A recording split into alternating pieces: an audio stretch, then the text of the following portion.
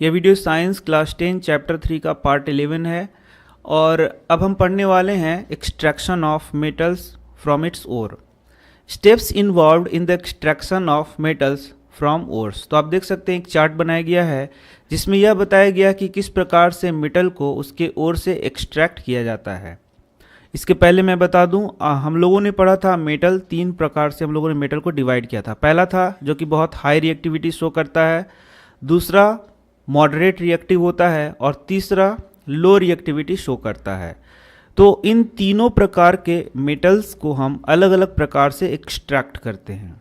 तो चलिए हम लोग देखते हैं एक प्रकार ये मीडियम रिएक्टिविटी वाले जो मेटल्स हैं उनको हम लोग कैसे एक्सट्रैक्ट करते हैं। तो आप देख सकते हैं एक फ्लो चार्ट ऊपर से नीचे तक बना हुआ है। तो आप इसे यदि एक बार समझ लेंगे तो आपको आसानी से ये समझ में आ जाएगा कि किस प्रकार से हम लोग ओर से मेटल को एक्सट्रैक्ट करते हैं। तो चलिए मैं स्टेप वाइज बताता हूँ। तो सबसे पहले आप ओर को निकाल लेंगे।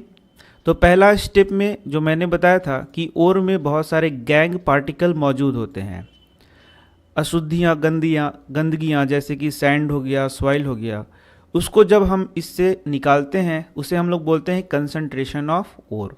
तो पहला स्टेप हो गया। उसके बाद जो चीज़ मिल गया हमें उससे को हम बहुत सारे केमिकल प्रोसेसेस से गुजारते हैं और उसके बाद हमको मेटल मिलता है। तो यह प्रोसेस हम लोगों ने पढ़ा था आइसोलेशन। इसके बाद जब मेटल आइसोलेट होता है तो उसके बाद हम लोग एक प्रोसेस कहते हैं जिसे कहते हैं प्योरीफिकेशन, और फिर हम लोगों को प्योर मेटल मिल जाता है। अब मैं बता दूं ओर के बारे में। ओर हम लोगों ने पढ़ा था तीन प्रकार का, कार्बोनेट ओर पढ़ा था, सल्फाइड ओर पढ़ा था और ऑक्साइड ओर पढ़ा था। तो ये जो फर्स्ट स्टेप है उसके बाद ये जो सेकंड स्टेप है उसमें हम लोग आइसोलेशन करते हैं। तो यदि आपके पास ऑक्साइड का ओर हो, मतलब कि ये जो मेटल है वो ऑक्साइड के रूप में हो, तब तो आप इसे आसानी से एक्सट्रैक्ट कर सकते हैं। क्योंकि आपको क्या करना है, पहला स्टेप करना है, दूसरा स्टेप करना है, उसके बाद ये जो ऑक्साइड ऑफ मेटल है इसमें से आपको सिर्फ ऑक्सीजन को हटा देना है, यानी कि इसको रिड्यूस करा देना है। रिड्यूस कराने का अलग अलग मेथड होता है जो कि आगे मैं आपको बताऊंगा। और जैसे ही आप इसको रिड्यूस करा देंगे आपको मेटल मिल जाता है। उसके बाद आप मेटल का क्या करा देते हैं, प्योरीफिकेशन करा देते हैं। तो ओर मिल गया, ओर का कंसंट्रेशन कराते हैं, कंसंट्रेशन के बाद इसका ऑक्साइड को हटा देंगे तो आपको क्या मिल जाएगा, मेटल। और इसको जब हम लोग प्योरीफाई कराएंगे तो 100% प्योर मेटल आपको मिल जाता है। ये बात था यदि ओर ऑक्साइड के फॉर्म में हो तब। लेकिन क्या होगा जब यदि ओर आपको कार्बोनेट के रूप में रहेगा या फिर सल्फाइड के रूप में रहेगा। तो यदि आपका ओर जो है वह कार्बोनेट के रूप में है या फिर किस रूप में है, सल्फाइड के रूप में, तो पहले स्टेप में हम लोग क्या करते हैं, इस कार्बोनेट के ओर को ऑक्साइड में बदल देते हैं, या फिर सल्फाइड के ओर को भी किस चीज़ में बदल देते हैं, ऑक्साइड में बदल देते हैं। फिर वही प्रोसेस, यदि मेटल आपका ऑक्साइड में बदल गया है तो इससे ऑक्सीजन को हटा देंगे, मेटल मिल जाएगा। इसको रिड्यूस कराएंगे, प्योरीफाई कराएंगे तो प्योरीफाइड आपका मेटल ये मिल जाएगा। तो अब देखते हैं कि आखिर ये कार्बोनेट ओर है उससे ऑक्साइड में कैसे बदलेंगे, या फिर ये जो सल्फाइड ओर है उससे ऑक्साइड में कैसे बदलेंगे। तो इसके लिए दो प्रोसेस बताया गया है।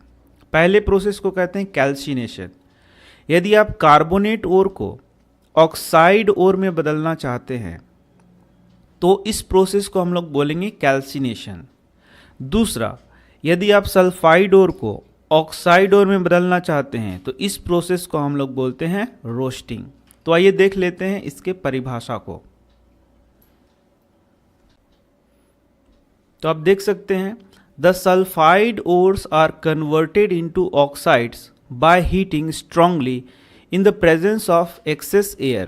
This process is known as roasting. इसे हम लोग क्या बोलते हैं, रोस्टिंग। सल्फाइड ओर को किस में बदलना है, ऑक्साइड में। प्रोसेस का क्या नाम है, रोस्टिंग।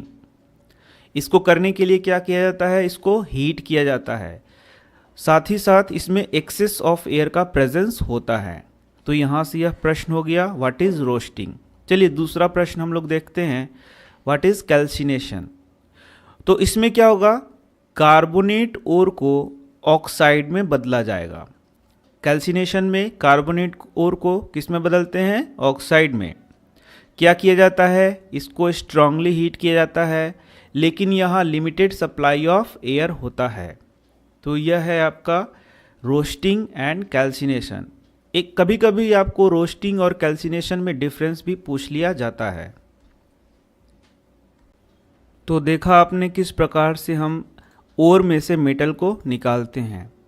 फिर से आप देख लें, यदि आपके पास ऑक्साइड ऑफ मेटल है तो इसको आसानी से मेटल में परिवर्तित किया जा सकता है, लेकिन यदि आपके पास कार्बोनेट ओर है या फिर सल्फाइड ओर है तो इसे हम लोग सबसे पहले ऑक्साइड में बदलते हैं और फिर ऑक्साइड से हम लोग उसको रिड्यूस करा के मेटल हम लोग को मिल जाता है, और उसको जब प्योरीफिकेशन करते हैं तो हम लोग को मेटल मिल जाता है। इस प्रकार आप देख सकते हैं मेटल्स ऑफ लो रिएक्टिविटी भी उसी प्रकार से है। यदि आपके पास सल्फाइड ओर है तो उसका रोस्टिंग यदि कराएंगे तो मेटल ऑक्साइड मिल जाएगा, और मेटल ऑक्साइड को रिड्यूस कराएंगे तो हम लोगों को मेटल मिल जाएगा, और फिर मेटल को हम लोग रिफाइन करेंगे या प्योरीफाई करेंगे तो हम लोग को प्योरीफाइड मेटल मिल जाएगा। इसको हम लोग आगे नेक्स्ट सेक्शन में पढ़ने वाले हैं। तो यह वीडियो इतना ही तक। नेक्स्ट वीडियो में मैं इसके उदाहरण को आपको बताऊंगा। धन्यवाद।